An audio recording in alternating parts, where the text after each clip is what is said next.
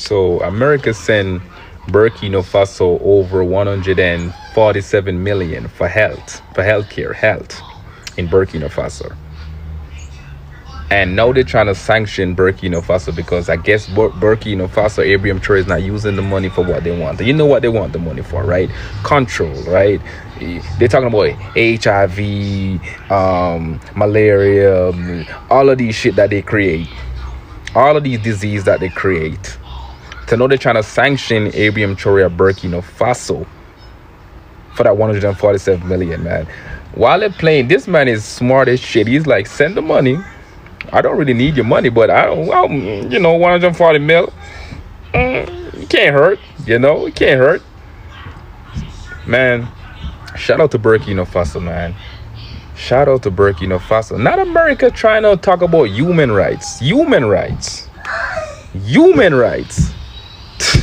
Their home people can't even find fucking food. Talking about human rights in Africa, in Burkina Faso.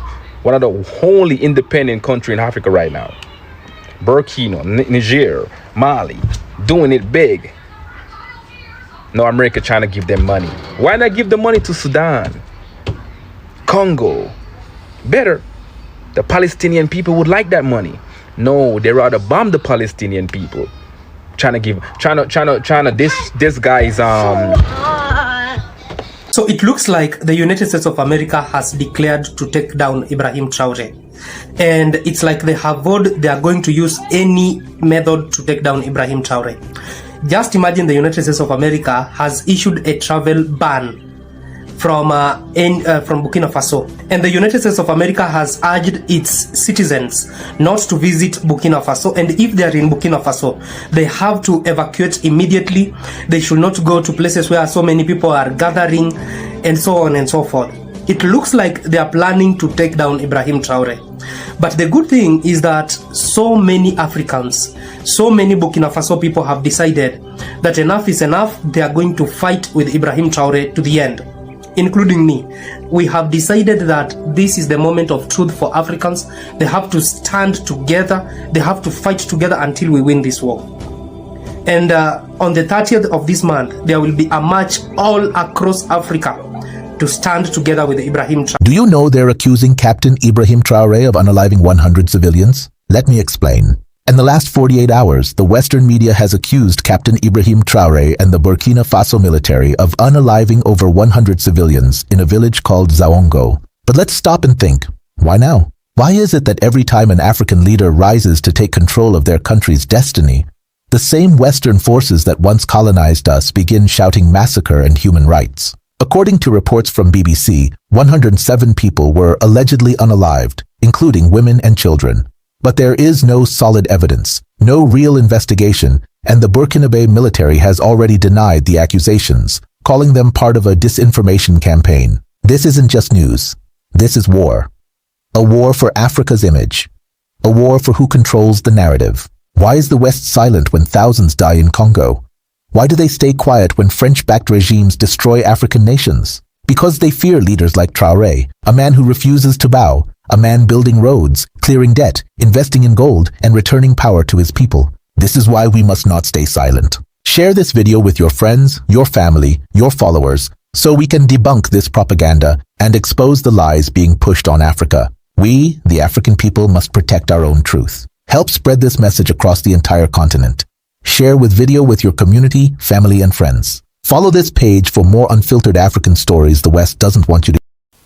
Burkina Faso has just banned poverty porn photography. No more sad kids, no more dirty water, no more $1 could change their lives. Think about it. You remember one campaign for a charity that didn't use poverty porn. And here's what nobody says out loud. A lot of those imagery were made by NGOs from countries that colonized the country they photographed later on, building a narrative. It didn't document poverty. They built the narrative around it. Profit from photographing it. Unity is not a fundraising strategy. Let me know what you think in 2026 should already be out of the photography industry. Congratulations to Burkina Faso for owning the narrative. France occupied Burkina Faso for generations. They stole gold and uranium, billions of dollars of resources for pennies on the dollar, while the people of Burkina Faso suffered. But Burkina Faso's new revolutionary leader, Captain Ibrahim Traoré, says no more. Traoré has kicked out all of the French troops from his country in Africa. He has banned exports of gold to Paris, and he has dropped French as the official language of Burkina Faso. It's a total cultural, political, and economic reset. Now, obviously, French President Emmanuel Macron is kind of upset with all of this. He has made his position known. And President Traoré beautifully responded. He said, if anyone is ungrateful, it is him, Emmanuel Macron. France exists today thanks to our ancestors. They should pray for us. And Burkina Faso is making it clear that this is not about some attack on France. This is about independence and sovereignty. Just last week, Burkina Faso's President Traoré decided Burkina Faso has a minister who's taking government straight to the people. Lieutenant Colonel Passavant Pelagie Kabore, Minister of Family and Solidarity, isn't just sitting behind a desk, waiting for reports. She's out in the communities, working alongside villagers, getting involved directly, listening to what people actually need instead of only delivering speeches from a podium. And it didn't stop there. After women in the community identified a need for better processing facilities, a processing unit was handed over to help them turn their work into real economic opportunity. No endless meetings, no layers of middlemen, just government meeting citizens face to face and turning a local need into something practical. Because sometimes leadership isn't about making the biggest speech, it's about showing up where the problem actually is. A soldier turned minister, working in the field alongside the people she's supposed to serve. That's the kind of leadership many Africans say they want to see more of. Would you rather have a leader who makes big promises, or one who shows up and gets involved? Comment below and follow Truthfire Africa. The courtroom doors burst open before anyone expected it.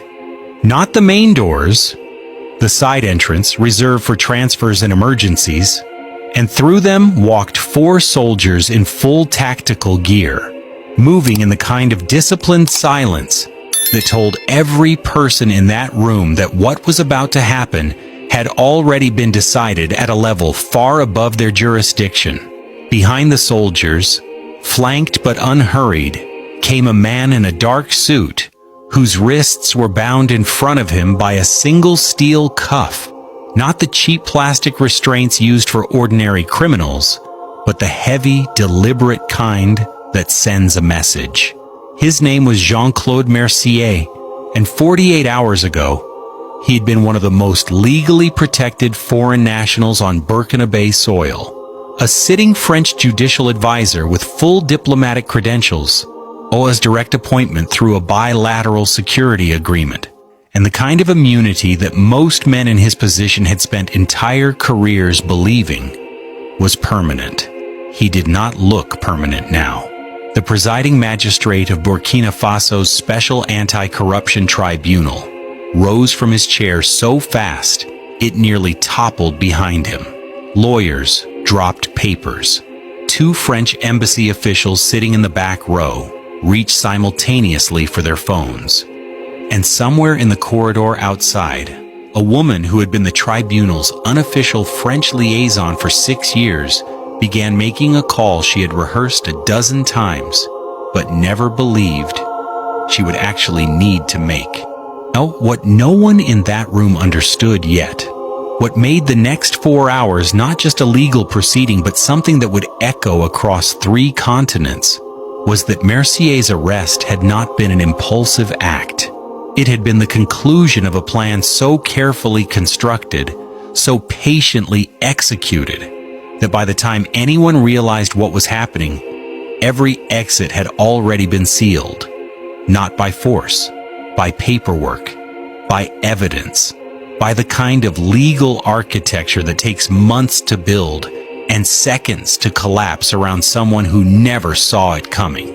And it had been built by one man, 3 months earlier, a sealed intelligence report had landed on the desk of President Ibrahim Traoré. It was not the kind of report that announces itself dramatically. No red folders, no emergency meetings. It arrived through internal channels, flagged routine, buried beneath logistics updates and regional security briefings. But the analyst who wrote it had attached The breaking news coming from Burkina Faso. So the police in Burkina Faso have captured a vehicle, trucks that were carrying terrorists in Burkina Faso territory. You won't believe that these trucks were labeled as humanitarian aid and they belonged to a Western nation.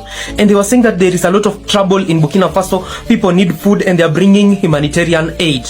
And instead of passing through the borders, they went around the country and passed through the border between Burkina Faso and Togo. And as these trucks were getting into Burkina Faso, you won't believe that the army in Burkina Faso suspected that there must be something that has been carried in that is not supposed to get into Burkina Faso. And when they opened the trucks, people just started coming out, and it turned out that these are terrorists who were planning to take down Ibrahim Traoré and cause destabilization in Burkina Faso.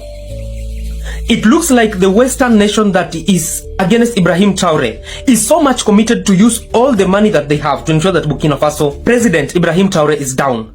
But again, God has helped them. The video is very, very shocking.